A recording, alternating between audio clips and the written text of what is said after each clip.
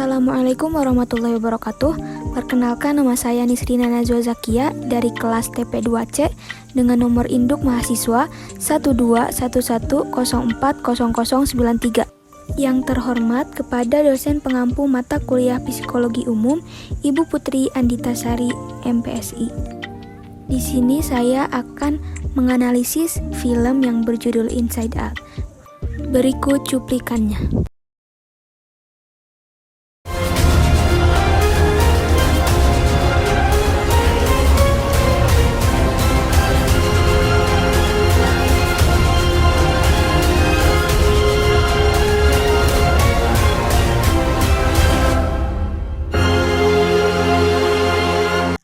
Film Inside Out ini bercerita tentang 5 emosi dasar yang berada di dalam otak seorang gadis kecil berumur 11 tahun yang bernama Riley. 5 emosi tersebut ialah joy, sadness, anger, fear, dan disgust. Joy sebagai kebahagiaan, sadness sebagai kesedihan, anger sebagai rasa marah, fear sebagai rasa takut, dan disgust sebagai rasa jijik. Setiap emosi tersebut sangat berkontribusi dalam proses pembentukan kepribadian dan sifat kita. Film ini juga turut melibatkan beberapa ilmuwan psikologi yang berasal dari Universitas California. Ada sebuah eksperimen yang dilakukan pada masyarakat yang berasal dari 12 budaya yang berbeda.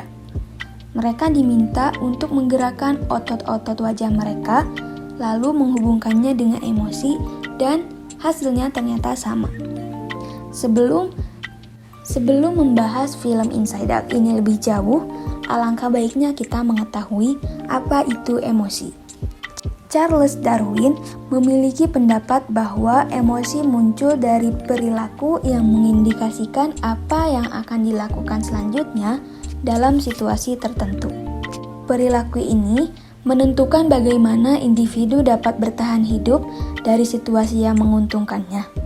Lalu, menurut James, emosi dipicu oleh stimuli yang direspon dengan tanda-tanda fisik sehingga individu tersebut merasakan emosi. Film Inside ini menarik untuk ditonton. Mengapa? Karena menjelaskan bagaimana emosi dapat mempengaruhi manusia dalam membentuk kepribadian, sifat, dan mengambil keputusan. Film ini cocok untuk ditonton oleh anak-anak maupun orang dewasa. Makna film Inside Out di dalam kehidupan. Setiap manusia memiliki memori atau kenangan masing-masing yang tersimpan di dalam ingatan mereka. Sama halnya seperti di dalam film ini, setiap kenangan baru Riley akan disimpan dalam bentuk sebuah bola berwarna dari tiap emosi yang Riley miliki. Kenangan-kenangan dalam bentuk bola tersebut akan dikirimkan ke long-term memory atau ingatan jangka panjang. Dalam film ini, peran sadness sangat berpengaruh karena telah menyelamatkan Riley. Rasa sedih yang sering dianggap dapat membawa dampak buruk untuk tubuh, ternyata justru dapat membawa dampak positif. Terkadang, kita juga perlu untuk melampiaskan rasa sedih dan kecewa ketika gagal atau mengingat kejadian yang membuat kita merasa sedih, agar kita dapat bangkit kembali dari masalah yang kita hadapi tersebut dan siap untuk menjalani hari di masa sekarang agar mendapatkan masa depan yang cerah. Jangan melarikan diri, sebisa mungkin untuk menghadapi masalah tersebut.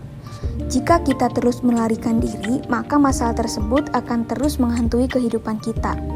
Lalu, hal tersebut disadari oleh Joy, sang kebahagiaan, bahwa seorang manusia tidak harus selalu merasakan kebahagiaan. Jika sedang merasa sedih, tidak ada salahnya untuk melampiaskannya dibandingkan harus bersikap seolah semuanya baik-baik saja dan menutup kesedihan dengan senyuman. Hal tersebut tidak akan membuat perasaan menjadi lebih baik, melainkan akan menumpuk menjadi stres di dalam tubuh. Lalu, bagaimana sih proses pembentukan emosi? Proses pembentukan emosi melalui 5 tahapan, yaitu yang pertama, elicitors.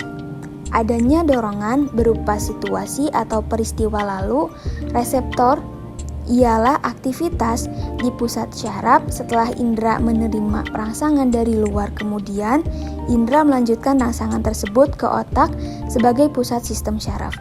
Selanjutnya adalah state, yang merupakan perubahan spesifik yang terjadi dalam aspek fisiologi. Kemudian expression, yaitu terjadinya perubahan pada daerah yang dapat diamati.